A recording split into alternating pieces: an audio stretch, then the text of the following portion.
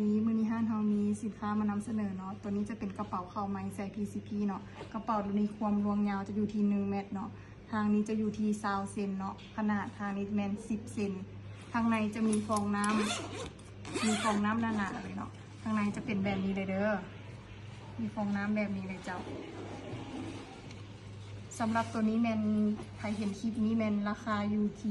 ราคาปกติจะอยู่ที่450,000สำหรับใครเห็นคลิปนี้แมนเอาไปเลยเนาะ1 อัน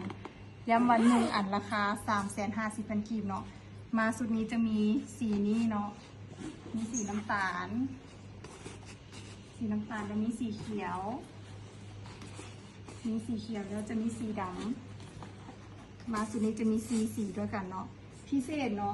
แมนจะมีตัวนี้ลายมาใหม่เนาะตัวนี้จะแพงกว่า20,000กีบตัวนี้จะอยู่ที่370,000เนาะย้ำ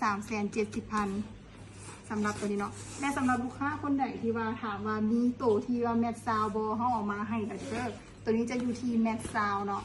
ตัวนี้เป็นแมทซาวราคาแมน350,000เนาะตัวนี้ก็350,000คือกันเนาะขนาดแมทซาวข้างในจะเป็นอย่างนี้เลยเนาะเป็น10เลยเนาะข้างในจะเป็นแบบนี้เลยเนาะมีฟองน้ำหนาคือกันเด้อตัวนี้เด้อข้างในจะเป็นแบบนี้เลยอันนี้แม่นเหมาะใส่กับปืนแบงค์เด้อ